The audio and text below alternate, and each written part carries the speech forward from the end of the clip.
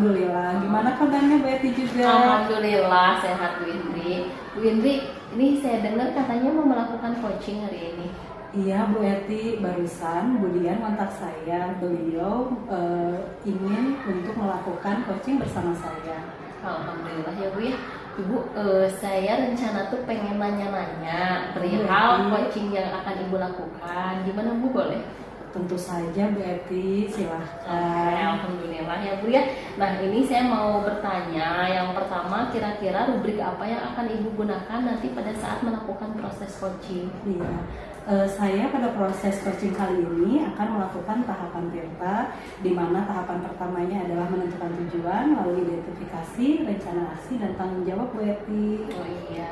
Nah, untuk pertanyaan keduanya Bu, kompetensi yang akan Ibu kembangkan melalui coaching ini seperti apa?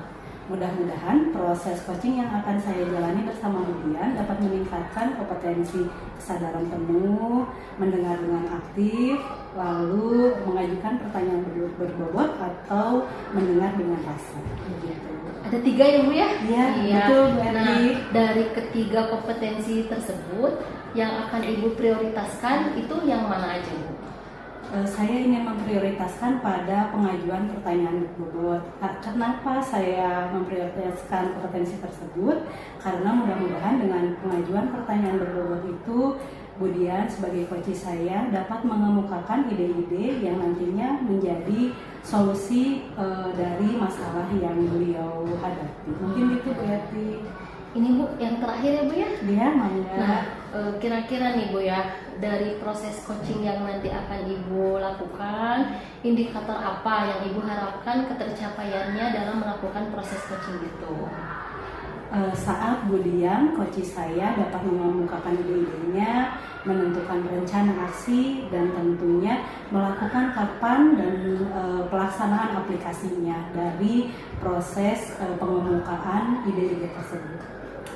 Iya Bu, mungkin itu pertanyaan yang saya ingin gali dari Bu Indri. Nah, terakhir saya ingin minta izin, saya ingin menyaksikan proses coaching yang akan Ibu lakukan bersama Budian. Mudah-mudahan dipersilakan ya Bu ya. Sangat saya persilahkan Bu Eti. Mudah-mudahan dengan diobservasi oleh Bu Eti, saya nanti ada masukan-masukan dari Bu Eti untuk proses coaching selanjutnya yang menjadi lebih baik kembali. Makasih sebelumnya malah saya Bu Eti. Iya, sama-sama Bu Indri. Budiannya sudah datang Bu? Budian, oh itu Bu Eti kebetulan Budiannya datang. Oh iya. Damang. Alhamdulillah, sehat Budian. Alhamdulillah. Silakan Mangga, Bu Budian. Ya, punten.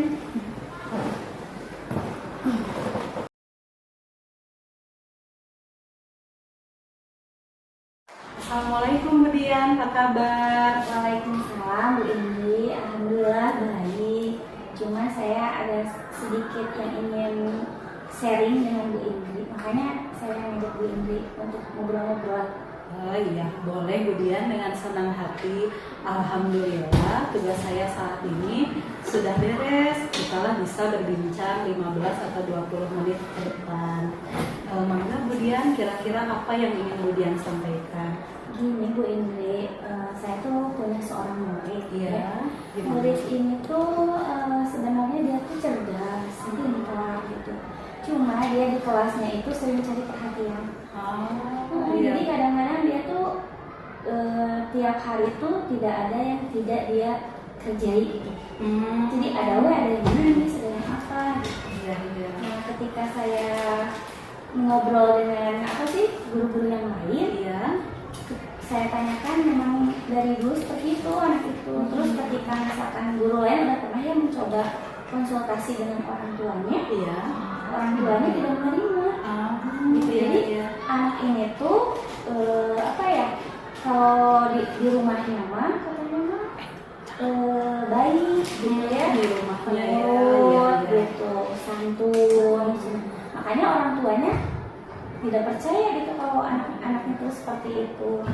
Saya juga pernah sih, kebetulan dia ada apa, saya pernah visit ke rumahnya, dan memang betul yang saya lihat beda sekali anak itu tuh di rumahnya tuh, seperti anak soleh gitu ya. Antara rumah dan sekolah berbeda Tapi ketika di sekolah dia begitu cari perhatian. Ini sih yang sebenarnya mah yang mengganggunya tuh, jadi saya tuh tidak bisa fokus mengajar gitu ya. Ada aja dia yang apa sih, perilaku dia gitu yang selalu mengganggu. Iya. Terima kasih Bu Dian. Kalau boleh saya rangkum dari apa yang tadi pemaparan Bu Dian sampaikan, bahwa Bu Dian itu di dalam kelas mengalami kendala di mana ada salah satu atau salah seorang dari murid Bu Dian itu yang ada perilaku yang berbeda ya, antara di sekolah dengan di rumah. Di sekolah dengan keaktifannya dan ada beberapa misalnya dengan temannya, tapi saat Bu Dian home visit ke rumah, siswa itu berbeda 180 derajat mungkin begitu ya Bu Dian. Yang saya lihat lagi ya Bu Indri ya, orang tuanya tuh malah menyalahkan, ada juga kan ya temen yang emang sih ini ada yang ada kebutuhan khusus, memang ada berbeda. Nah malah orang tuanya tuh menyalahkan kalau anaknya berperilaku demikian ya, ketika mungkin guru-guru yang lain bilang malah akibat dari anaknya itu. Seperti itu. Iya. Bu Dian, dari apa yang tadi sudah Bu Dian sampaikan, kira-kira apa yang ingin Bu Dian dapatkan dari sesi diskusi bersama saya hari ini? Ya, kalau yang saya inginkan sih ya Bu, saya bisa memiliki solusi gitu ya, yang apa ya, yang bisa saya pakai nantinya. Jadi pengen ada perubahan sikap dari anak ini. Terus juga saya ingin orang tuanya ikut menyadari juga gitu ya, bahwa anaknya tuh ternyata di sekolah tuh berbeda dengan di rumahnya. Jadi pengen ada perubahan sikap lah, setidaknya mah supaya anak ini tuh menyadari kesalahannya gitu, supaya mengurangi kejailannya juga. Bu Dian, kalau menurut analisis Bu Dian, kira-kira apa yang menyebabkan anak tersebut bisa berbeda perilakunya antara di rumah dan di sekolah, ataupun mengapa gitu dari orang tua anak tersebut yang memiliki pemahaman yang berbeda, persepsi yang berbeda dengan apa yang disampaikan oleh guru-guru di sekolah? Iya, kalau yang saya lihat sih ya Bu Indri ya, ketika saya visit ke rumahnya, saya melihat sekali orang tuanya tuh tegas gitu ya, kayaknya galak. Biasanya tuh, apalagi ayahnya. Jadi ayahnya tuh memandang ke anaknya tuh emang seperti galak gitu ya. Jadi yang saya rasakan sepertinya anak ini di rumahnya tertekan gitu ya. Jadi tidak bebas gitu. Apa sih, merasa terintimidasi gitu ya sama orang tuanya gitu. Jadi ketika di sekolah mungkin dia merasa apa ya, bebas gitu kan, nggak ada yang mamahnya, mungkin nggak ada bapaknya gitu. Jadi itu sih yang saya lihat. Terus yang kedua, kalau orang tuanya tuh saya lihat sih sebenarnya dia tuh menyadari, cuma dia tuh tidak mau terima aja. Menyadari dia juga, mungkin kan karena banyak juga ya guru dari kelas 2 dan 1-nya gitu. Kebetulan kan dia kelas 3 dia sih ya. Jadi dia tuh sebenarnya mah tapi nggak tahu gengsi, nggak tahu apa gitu ya. Jadi dia mah lebih ke ingin menyalahkan orang lain. Soalnya kan di rumah dia baik gitu kan. Bu Dian, dari kondisi yang tadi Bu Dian sampaikan, jadi ada, kalau boleh saya simpulkan gitu ya, bahwa orang tuanya, khususnya dari ayahnya itu, jadi sikap kepada anak atau murid Bu Dian itu ada semacam intimidasi seperti itu, dan orang tua tidak mengakui kondisi anak karena beliau ada rasa gengsi atau mungkin malu seperti itu mungkin ya.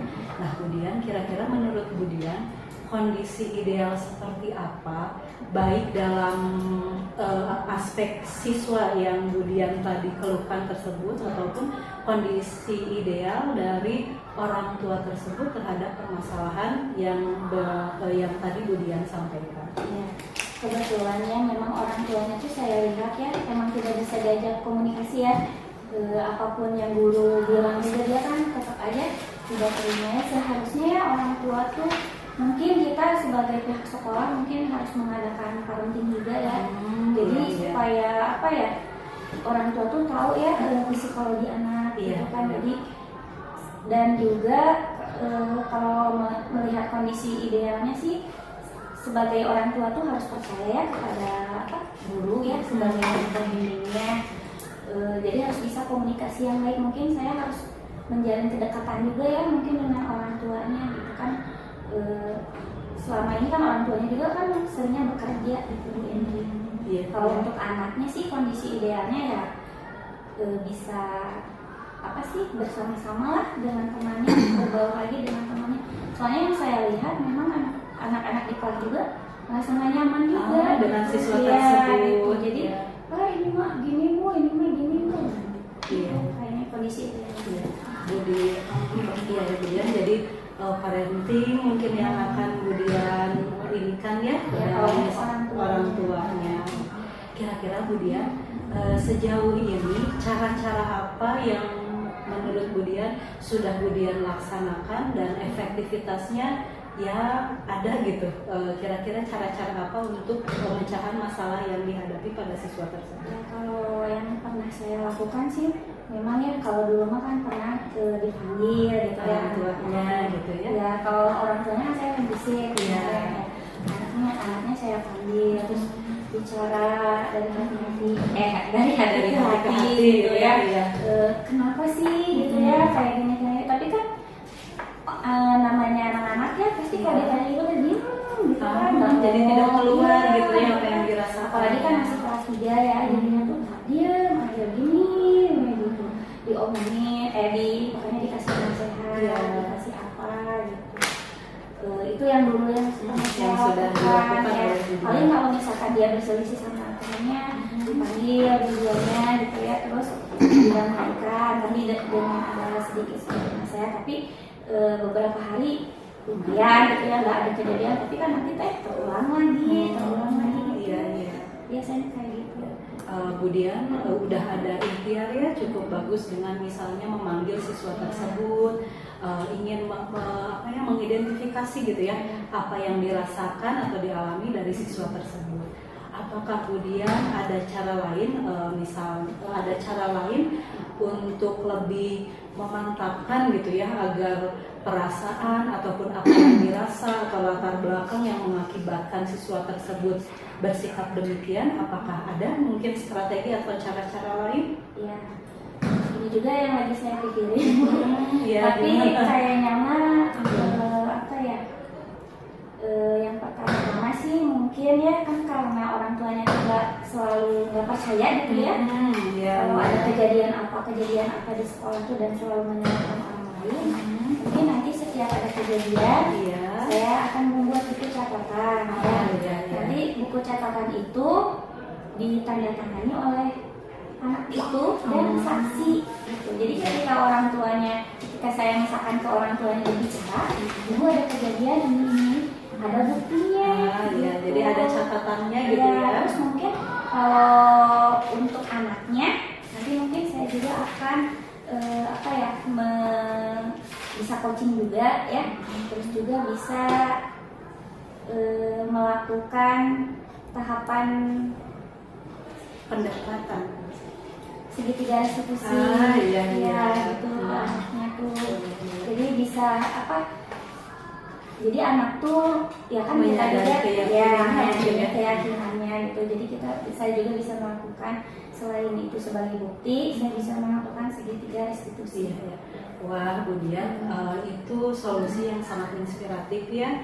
Mudah-mudahan saya ingin tanya, jadi penasaran. Kira-kira dengan ide-ide tersebut, solusi-solusi yang alternatif yang akan Budian laksanakan tersebut, Budian akan melaksanakannya kapan untuk hal tersebut? Ya, insya Allah sih saya akan melaksanakannya besok juga sih. Karena kan itu. Ya kalau misalkan besok ada kejadian, baru saya langsung catat gitu ya. Terus saya saya juga ketika itu akan saya restitusi juga. Jadi insya Allah besok. Wah, Budian semangat ya, karena kalau saya tangkap dari awal diskusi sampai akhir ini, Budian ingin di kelas itu semua siswa bisa mengikuti pembelajaran dengan baik ya Budian. Alhamdulillah ya Budian, tak terasa kita udah memasuki sesi akhir diskusi ini. Kira-kira dari sesi diskusi ini apa yang Budian dapatkan dari diskusi kita? Ya alhamdulillah Bu Indri ya, dengan ngobrol-ngobrol gitu sekarang jadi saya tuh jadi kepikiran ya, punya ide gitu ya, punya solusi untuk permasalahan ini gitu ya. Jadi dari segi orang tuanya, dari segi anaknya. Jadi untuk itu saya merasa terima kasih banget ya Bu Indri. Sama-sama Bu Ya, Dian. jadinya apa yang menjadi kemumetan saya tuh bisa apa ya, bisa sekarang tuh bisa punya solusi ya, alhamdulillah gitu. Jadi yang akan saya lakukan itu ya yang tadi seperti saya bilang. Terima kasih Bu Dian, saya juga banyak belajar dari Bu Dian. Jadi jika saya nanti menghadapi permasalahan yang sama, saya juga bisa melihat ide-ide yang bagus dari Bu Dian tadi. Bu Dian, saya jadi penasaran, mudah-mudahan dengan tadi rencana yang akan Bu Dian laksanakan, saya penasaran hasilnya bagaimana. Mudah-mudahan di pertemuan selanjutnya setelah Bu Dian melaksanakan rencana aksi yang tadi direncanakan, Bu Dian bisa sharing lagi kepada saya. Iya tentu saja Bu Indri, saya nanti insya Allah bakal cerita-cerita lagi ke Bu Indri, oh nanti hasilnya kayak gimana gitu ya. Nah barangkali nanti ada masalah lagi, nanti bisa coaching lagi ya Bu Indri ya. Siap. Insya Allah nanti saya bakal cerita. Iya, terima kasih, sangat ditunggu, pokoknya Mas, sangat ditunggu sekali. Iya sama-sama Bu Indri, saya juga yang makasih. Iya. Makasih banyak. Sama-sama, semangat ya, Iya, Bu. semangat. Segitiga restitusinya dan Iya. tadi catatan untuk orang tuanya, semoga berhasil, ditunggu Amin hasilnya. amin ya rabbal alamin.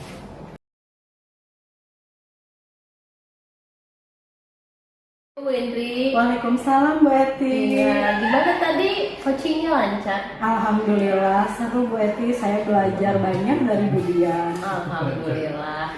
Nah, tadi kan di pas awal ya Bu ya, pas Iya. pembukaan Bu Indri kan menerapkan indikator ya Bu ya, ketercapaian terhadap kegiatan coaching yang Ibu lakukan. Nah, kira-kira menurut Bu Indri, kegiatan coaching yang tadi indikatornya bagaimana, tercapai atau tidak sesuai dengan target Bu Indri? Alhamdulillah Bu Eti, tadi di awal saya menargetkan untuk pengajuan pertanyaan berbobot sehingga coachingnya dapat mengemukakan ide-ide. Alhamdulillah saat proses coaching bersama Bu Dian dapat mengemukakan ide-ide untuk rencana aksinya. Beliau akan melakukan segitiga restitusi pada siswa yang dinilai membutuhkan perhatian khusus. Lalu untuk orang tua akan dilaksanakan parenting. Selain itu dia pun akan membuat catatan jika siswanya membuat sesuatu kejadian atau peristiwa yang membutuhkan pelayanan khusus, dia akan membuat buku catatan disertai nanti bukti atau saksi dari rekannya. Nah dari situ akan disampaikan kepada orang tuanya, jadi orang tuanya akan percaya dengan apa yang terjadi di sekolah. Alhamdulillah Bu Eti. Alhamdulillah lancar ya Bu Indri ya, indikatornya semua tercapai. Iya. Alhamdulillah saya ikut bahagia ya. Selamat ya Bu Indri sudah Terima melakukan kasih, coaching dengan Bu baik. Eti. Iya, mungkin itu aja ya Bu Indri ya. Terima kasih banyak. Assalamualaikum warahmatullahi wabarakatuh. Waalaikumsalam warahmatullahi